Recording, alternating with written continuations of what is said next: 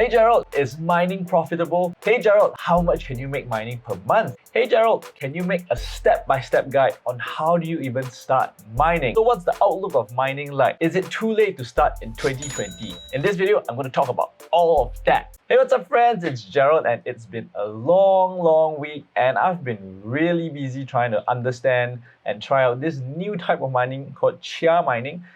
And frankly, it's a little bit more disappointing and less profitable than I expected it to be. But you know what's profitable? GPU old school mining. And in this video, I'm going to be talking about like a home PC guide. So basically, if you're just starting out, you don't know anything about mining using GPUs, this video is for you. If you're a little bit more advanced, then you probably want to learn how to optimize your rigs better, how to set up a proper full set of rigs, then probably you want to find another video on how to set up a full rig. So the first question that you'll be wondering is GPU mining even profitable? And the answer to that is absolutely yes. In fact, I started in February this year and I've already made about 6,000 United States dollars, and that is absolutely insane. I cashed out about 2,000 Singapore dollars, so that leaves me with about 4.5k USD in my wallet waiting to be cashed out.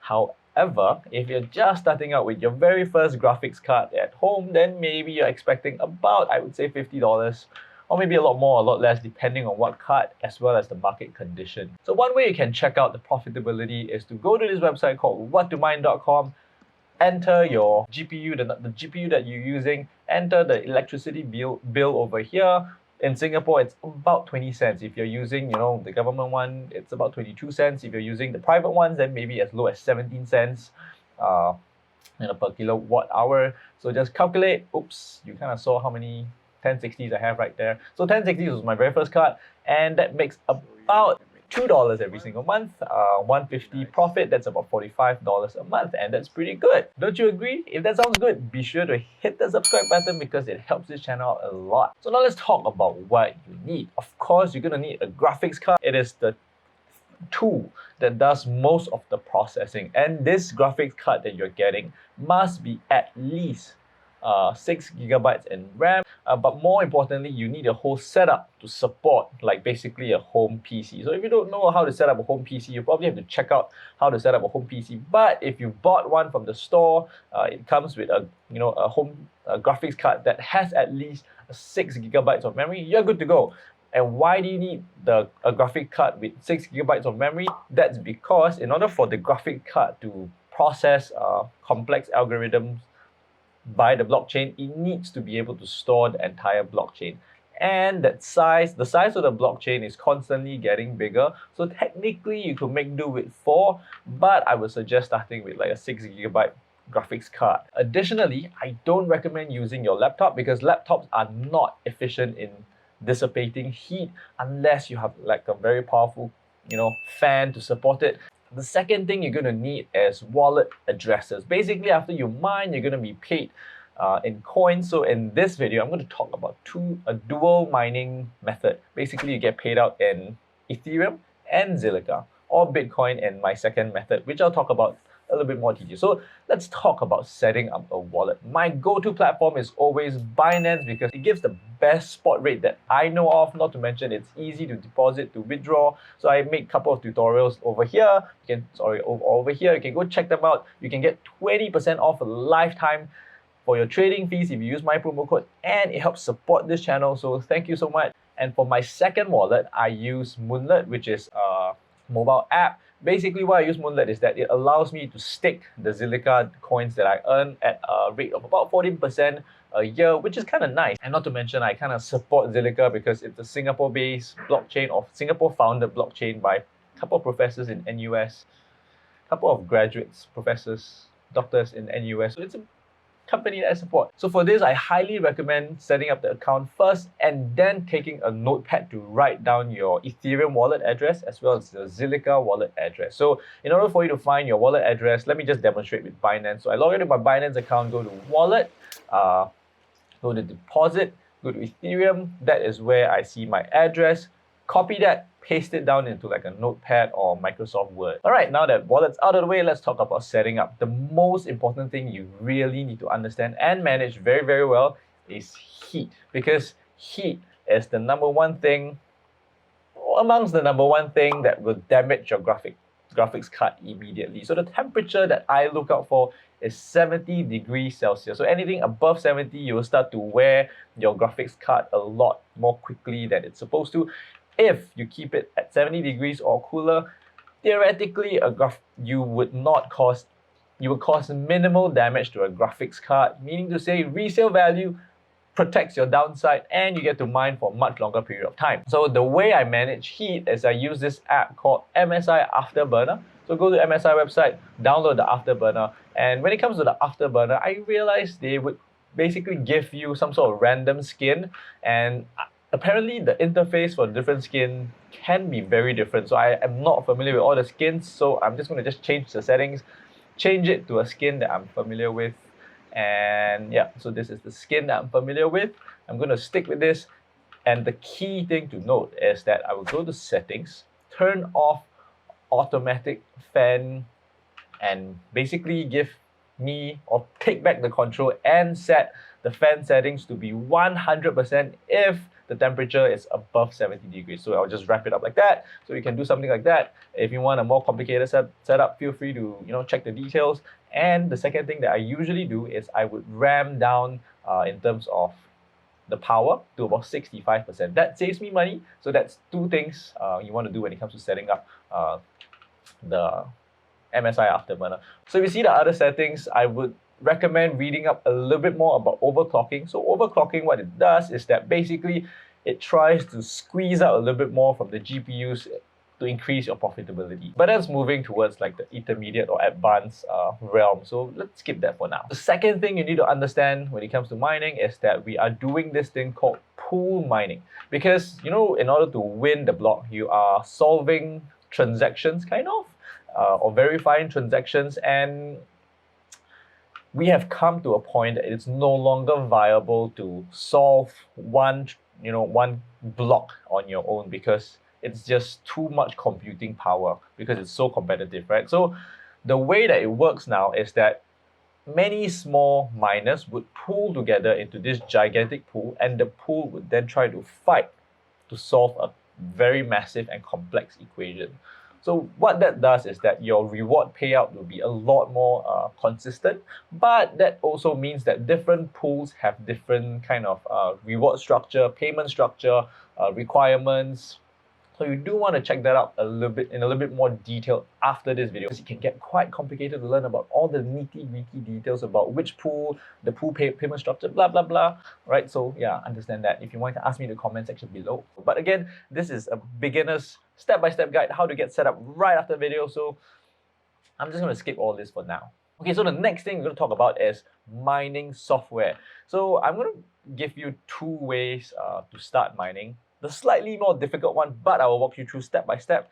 And why I recommend it is because it makes like 10 to 20% more compared to the other method. The other method is just a download, plug and play method, which is really easy. So if you want to get started, well, this is the way. Okay, so the first method that I'm going to talk about is using a Phoenix miner and to mine inside Ezil pool. So Ezil pool, basically what it does is that it mines 2 coins in one shot. So what I found is that by mining these 2 coins rather than just mining Ethereum by itself, is that I get about 10 to 20% more than any other mining pools that I have ever tried. And that's why I love it. So let's break down the steps. There's 3 steps to this. So the first step, or I call it step A, is to download Phoenix Miner. So Phoenix Miner, the official page is ironically a forum. So I noticed that if you go search it on the search engine, there's like this one other website. I don't trust their website. I trust the Bitcoin Talk forum website. So that's where I go to download my Phoenix Miner. It's usually, Google would usually give you an error saying that this could be a virus. Don't worry, all mining software usually have some sort of problem with the antivirus software. But as far as I know, they are pretty safe. So I would turn off my security feature, download Phoenix Miner. Settings, privacy and security, good, no protection, turn off, info, reload, there we go. Download here, show folder, extract all.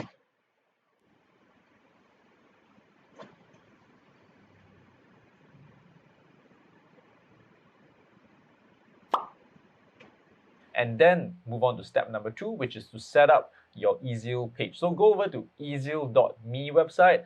Again, I have a promo code. It gives you a cashback and it supports this channel at no cost to you. So it's a win-win, right? So ezil.me, you need to add both your wallet addresses in. So add both of your wallet addresses in. Second thing you need to do is to put the promo code on this box over there, so that immediately gives you your cashback. That's the second thing.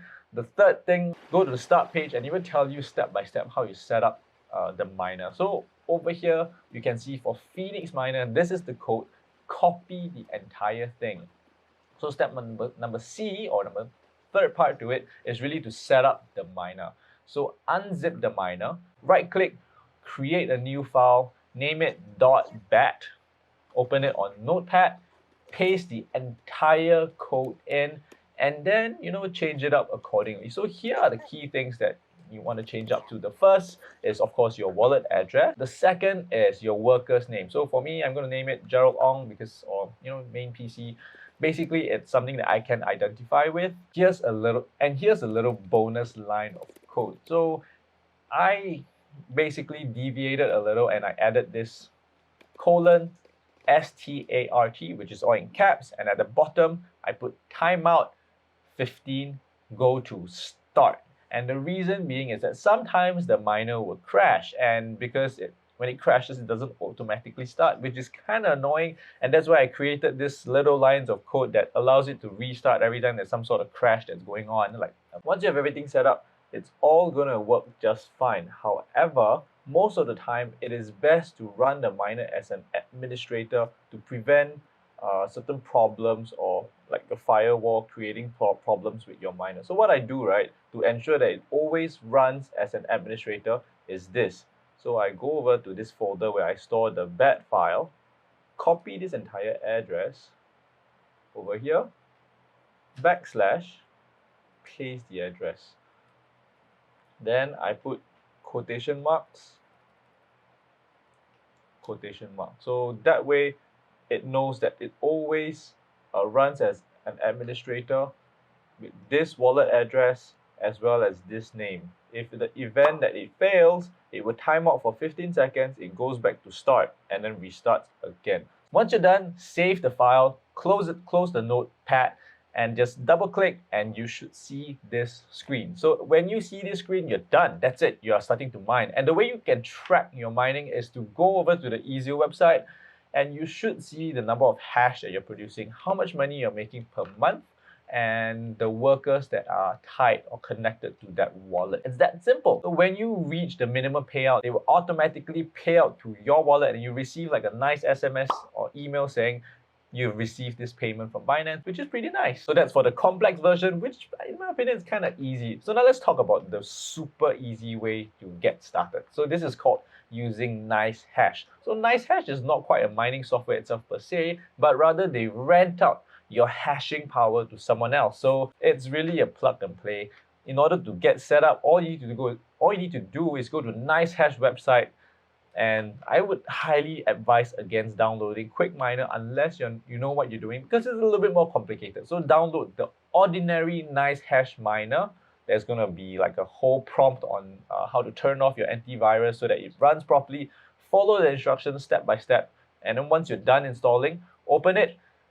You just click on this button and you're done. It's mining. It's that simple. So they even have their own wallet. So they basically have a wallet for you in which you don't even need to set up a wallet, but you will need to set up a wallet if you want to cash out. So I highly recommend learning what is the cheapest way to cash out, because every time you want to transfer cryptocurrencies, you incur a transaction fee, commonly known as gas fees, and it can be pretty expensive. So check out what's the cheapest way to withdraw money from Nicehash before getting started. And if you're thinking of Ezil transfers to your wallet for free, so there's no transaction fee. Another reason why I love Ezil over Nicehash, right? Apart from just high profitability, which is like everything. And that's really it. That's how you set up your very first miner. But there are quite a couple of important things to note. So the first thing is that before you actually invest, I would highly suggest you test it out for a little while, understand how it's like to get your first payment before considering scaling up, because scaling up involves a lot more complexity, and the most important key you want to look at is the ROI, right? How much or how quickly you get your return on capital. For me, it was about 3 months plus, but now if you want to do the same setup that I did, you're probably looking somewhere around 9 months in terms of return for investment. But there are big caveats, which I'm going to talk about in terms of the outlook later in the later part of the video. So just hang around. Okay, so the next thing is we need to take note of another important thing to take note of is the payout consideration. Like for Ezil, one of the thing that I really don't like about Ezil is the high payout requirement. So you need 0.05 Ethereum, which is about $100 to $150 before you get a payout. And if you're just starting out, it takes very long time, like to earn $150, maybe 3 months. So that's quite a while before you get anything, and that demotivates you, right? Whereas in Nicehash, you only require $25 before you get paid out, but then they take a huge cut in transaction fees, and then you realize $25, you want to keep it in there for a little bit longer. But they do make it very easy to start, right? So that's the advantage. Pros and cons. So in terms of the future outlook for cryptocurrency mining, or GPU mining in particular, there's 3 important points that I want to bring across. So the first is that, maybe not first, first point is that right now, most of the profits come from Ethereum mining, because Ethereum mining is very profitable right now, like so much more profitable than other coins, even though Dogecoin is seemingly catching up. But if Ethereum were to become less profitable, then there will be a lot of repercussion for the mining market. So right now, the Ethereum network has proposed a very big shift on the 14th of July 2021. It is known as EIP 1559. What this does is that it is estimated to cut profits of miners from anywhere around 30% to as much as 50%. So how this will affect the cryptocurrency market, no one knows for sure, but miners can expect to get significantly less profit. That means you, my friend, miner, right?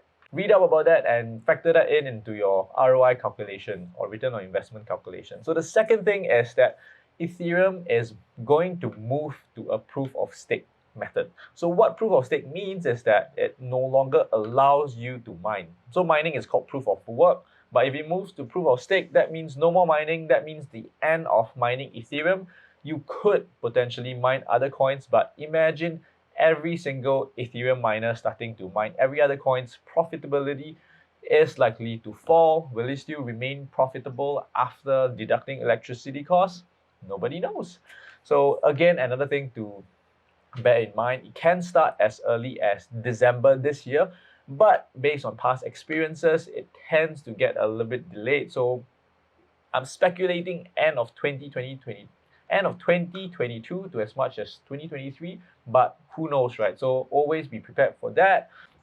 And the third part you need to understand is that when it comes to GPU mining, there is a strong push against it. Why? Number one, GPU mining takes GPUs away from gamers, and you know that is very offensive. Yeah, you know that gamers don't get GPUs. Especially during lockdown, it's so important that we have a nice GPU to play games, right? I'm just kidding. Basically, GPU miners are using a very scarce resource, which is like the chips, right? That is used to build graphics card, and that is affecting or creating shortage in a lot of things. Like for example, gamers are deprived of their ability to, play games. Smart cars, smart devices can't find the chips to build the smart home devices, so that's also being affected.